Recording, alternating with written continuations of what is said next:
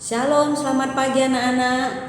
Pagi hari ini sebelum kita datang melakukan seluruh aktivitas kita, mari kita bersyukur karena pagi hari ini kesempatan untuk kita boleh beribadah, memuji, memuliakan Tuhan. Kita nyanyikan satu pujian, seperti wanita. Seperti wanita mengurapimu, menangis di bawah kakimu. Demikian hidupku mau mengasihimu. Yesus, Engkau baik bagiku. Sampai akhir ku menutup mata, ku tetap setia menanti janjimu. Sampai ku dapatkan mahkota kehidupanku, ku tetap setia untuk melayanimu.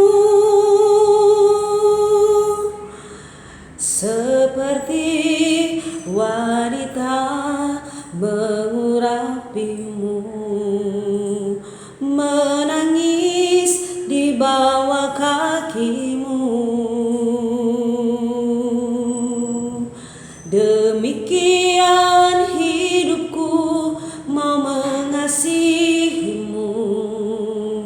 Yesus, Engkau baik bagiku. Sampai akhir ku menutup mata, ku tetap setia menanti janjimu. Sampai ku dapatkan mahkota kehidupanku, ku tetap setia untuk melayanimu.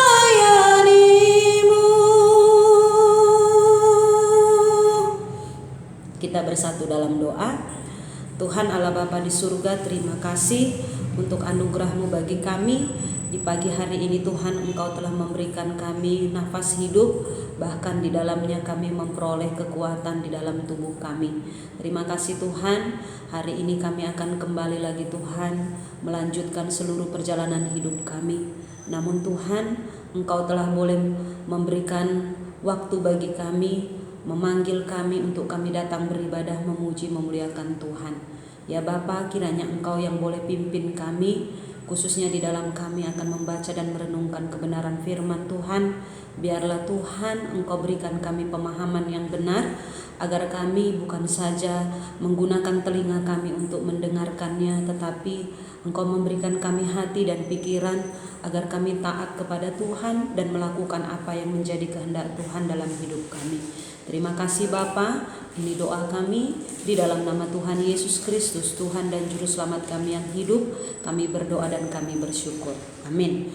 Baik anak-anak, kita akan membaca dari kitab Hosea pasal yang ke-9 ayat 10 sampai dengan ayat yang ke-17.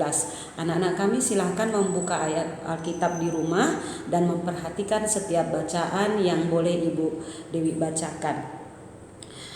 Akibat ketidaktaatan Israel, seperti buah-buah anggur di padang gurun, aku mendapati Israel dahulu, seperti buah sulung sebagai hasil pertama pohon ara. Aku melihat nenek moyangmu, tetapi mereka telah pergi kepada Baal Peor dan telah membaktikan diri kepada dewa keaiban, sehingga mereka menjadi kejijikan sama seperti yang mereka cintai itu. Kemuliaan Efraim terbang seperti burung, tiada yang melahirkan, yang hamil dan yang mengandung. Sekalipun mereka membesarkan anak-anaknya, aku akan membuat mereka bulus sehingga tidak ada manusia lagi. Sungguh celakalah juga mereka pada waktu aku menjauh daripada mereka. Efraim seperti yang aku lihat telah membuat anak-anaknya menjadi binatang perburuan. Efraim terpaksa menyerahkan anak-anaknya kepada si pembunuh. Biarlah kepada mereka ya Tuhan, apakah yang hendak Kau beri? berilah kepada mereka kandungan yang mandul dan buah dada yang kering. Segala kejahatan mereka terjadi di Gilgal, sungguh di sana aku mulai membenci mereka. Oleh karena kejahatnya perbuatan-perbuatan mereka, aku akan menghalau mereka dari rumahku. Aku tidak akan mengasihi mereka lagi, semua pemuka mereka adalah pemberontak. Efraim telah dipukul, akarnya telah menjadi kering. Mereka tidak akan menghasilkan buah, bahkan sekalipun mereka melahirkan anak, aku akan mematikan buah kandungannya yang berharga. Allahku akan membuang mereka sebab mereka tidak mendengarkan Dia. Mereka akan mengembara di antara bangsa-bangsa. Ya, demikian jauh pembacaan firman Tuhan. Anak-anak kami, dari tema yang diberikan oleh Lembaga Alkitab Indonesia, yaitu ketidaktaatan Israel. Ada akibat yang harus mereka terima. Kenapa Allah harus memberikan hukuman kepada bangsa Israel? Jelas karena bangsa Israel telah menyimpang, melawan dan memberontak kepada Allah. Anak-anak kami, bangsa Israel adalah bangsa yang dikasihi Allah. Kasih setia Allah kepada bangsa Israel tidak pernah habis-habisnya. Namun, apa yang Allah lakukan kepada bangsa Israel tidaklah menjadi satu harapan bagi Allah untuk melihat bahwa bangsa Israel itu bisa menunjukkan kasih mereka kepada Allah. Namun yang mereka lakukan adalah mereka memberontak, mereka melawan dan melakukan hal-hal yang jahat di mata Tuhan. Dan ini sungguh menyakitkan hati Tuhan, sehingga Allah harus memberikan hukuman bagi mereka. Akibat dari dosa yang dilakukan bangsa Israel harus menanggung segala bentuk hukuman yang Allah berikan. Nah, anak-anak kami yang dikasihi oleh Tuhan, apa yang dilakukan oleh bangsa Israel itu adalah menjadi gambaran bagi kita sebagai umat Tuhan. Kita umat Tuhan yang diberikan kemampuan untuk kita terus menikmati akan segala kebaikan Tuhan selama kita berada di dunia ini. Apa yang kita lakukan sungguh-sungguh itu terkadang menyakitkan hati Tuhan. Allah yang kita percaya adalah Allah yang mengasihi kita melalui kasih Yesus yang ditunjukkannya kepada kita atas pengorbanannya di kayu salib. Kiranya itu juga bisa menolong kita untuk kita pun sebenarnya mampu mengasihi Allah dengan benar. Namun ketika hati kita jauh dari Allah, hati kita sudah tidak lagi mengasihi Allah, maka yang kita lakukan adalah memberontak dan terus memberontak, melakukan apa yang jahat di mata Tuhan.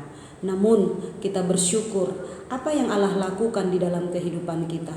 Atas pengorbanannya Dia terus memulihkan kehidupan kita. Anak-anak kami yang dikasihi Tuhan, kita sungguh belajar dari apa yang Tuhan izinkan terjadi dalam kehidupan kita.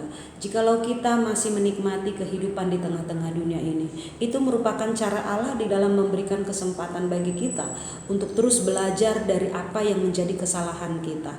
Tuhan mengingatkan kita atas segala dosa-dosa kita, akan segala pemberontakan kita, dengan satu tujuan agar kita kembali kepada Dia, agar kita boleh memiliki hubungan yang baik lagi dengan Allah. Manusia yang sudah jatuh dalam dosa tidak akan bisa menyelamatkan dirinya, bahkan membebaskannya dari hukuman Allah. Manusia yang tidak mentaati apa yang menjadi kehendak Allah, manusia yang memberontak secara terus-menerus kepada Allah akan menerima akibat dari perbuatan-perbuatan dosanya. Nah, karena itu anak-anak kami, mari kita melihat apa yang menjadi cara Allah di dalam membebaskan kita, yaitu melalui kasih Yesus. Yesus yang berkorban bagi kita, menyelamatkan kita, bahkan mengampuni dosa-dosa kita. Kiranya itu menjadi satu cara bagi kita untuk kita bisa melihat akan kesempatan yang Tuhan anugerahkan untuk kita kembali dipulihkan, dan kita boleh lagi menunjukkan satu kehidupan yang menyenangkan hati Tuhan melalui perbuatan-perbuatan yang memuliakan Tuhan. Karena itu anak-anak kami, mari di dalam momen-momen yang saat ini kita sedang peringati, yaitu di mana Yesus datang ke dunia 2000 tahun yang lalu, kiranya itu juga dapat menolong kita bahwa melalui kasih Allah kita manusia berdosa dibebaskan dari hukuman dosa. Namun apa yang Tuhan katakan, bahwa orang yang percaya, merekalah orang-orang yang akan diselamatkan untuk menerima pengampunan dan hidup kekal dari Allah. Kita bersyukur apa yang Allah saat ini sudah berikan kepada kita melalui pengorbanan Yesus di kayu salib, memampukan kita untuk kita bisa hidup menyenangkan hati Tuhan. Tuhan Yesus yang sudah menunjukkan kasih-Nya bagi kita, mari kita responi dengan keselamatan yang sudah Tuhan anugerahkan, untuk kita bisa memuliakan Tuhan, untuk kita bisa menyenangkan hati Tuhan lewat perbuatan-perbuatan baik, perbuatan yang menyenangkan hati Tuhan, perbuatan yang sungguh-sungguh membawa kita bisa hidup berkenan di hadapan Tuhan. Kiranya apa yang Tuhan anugerahkan saat ini bagi kita boleh menolong kita untuk sungguh-sungguh bisa hidup berkenan di hadapan Tuhan. Demikian firman Tuhan yang boleh kita renungkan pagi hari ini. Kiranya Tuhan yang menolong kita untuk kita dapat hidup menyenangkan hati Tuhan. Kita bersatu dalam doa. Tuhan Allah Bapa di surga, terima kasih untuk kebaikan-Mu. Engkau yang sudah menolong kami Tuhan, menikmati lagi kebaikan Tuhan melalui kehidupan yang kami jalani. Bahkan terlebih lagi Tuhan, kami bersyukur Engkau adalah Allah yang telah memberikan Yesus Kristus bagi kami, menjadi jalan bagi kami Tuhan untuk mendapatkan keselamatan, kehidupan yang kekal, untuk kami percaya kepada Engkau.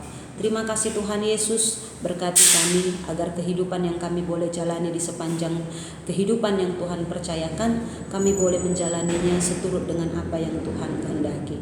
Terima kasih Bapa, kami serahkan seluruh keberadaan kami, apapun yang menjadi pergumulan kami, bahkan apapun yang menjadi tantangan bagi kami Tuhan untuk terus hidup menyenangkan hati-Mu.